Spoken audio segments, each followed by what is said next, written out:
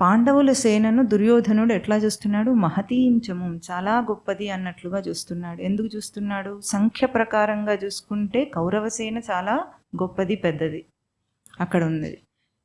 పాండవ సేన తక్కువగా ఉంది సంఖ్యతో పోలిస్తే. కానీ అయినా కూడా దాని తేజస్సును చూసి మాట్లాడుతున్నాడు దుర్యోధనుడు. అది చాలా విశేషమైనది. ఏమిటి? మానవ జన్మలో ఎటువంటి తేజస్సు ఉంది? గత జన్మలలో ఎప్పుడూ లేని తేజస్సు, దేహేంద్రియ మనోబుద్ధులకు వివేకం అనే ఒక తేజస్సు వచ్చింది. అదే దేహేంద్రియాదులు గత జన్మలు పశుపక్ష్యాదుల జన్మలలో ఉన్నాయి, ఇంద్రియాలు ఉన్నాయి వాటికి కూడా. కానీ వాటికి వివేకం అనే తేజస్సు లేదు. ఇప్పుడు మానవ జన్మకు వచ్చేటప్పటికి ఆ వివేకం అనే తేజస్సు చాలా స్పష్టంగా కనిపిస్తోంది. ఎట్లా ఉంది ఆ వివేకము? కామాదులనన్నిటినీ ఓడించే వివేకం ఉంది అక్కడ. అటువంటి తేజస్సును చూసి ఒకంత భయపడుతున్నాడు అక్కడ దుర్యోధనుడు. ఆ ఆశ్చర్యమును భయమును కూడా వ్యక్తం చేస్తున్నాడు. ఇంకా ఏమన్నాడు? హెచ్చరిక చేస్తున్నాడు. ఏమని?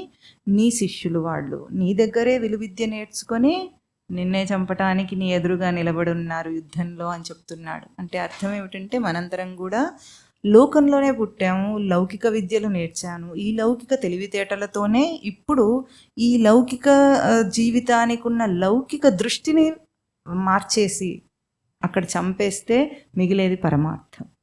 మరి మన యుక్తి తెలివితేటలన్నీ ఎక్కడవండి? ఈరోజు చదువుకునే కదా ఆ యుక్తి తెలివితేటలనే ప్రయోగిస్తున్నాం. అట్లాగే లోకంలోనే బ్రతుకుతూ ఈ విషయ దృష్టికి వెనకాల ఉన్న ఒక వివేక దృష్టిని నిలుపుకునే ప్రయత్నం చేయాలని సూచన కూడా అక్కడ దుర్యోధనుని మాటలలో మనకు కనిపిస్తోంది.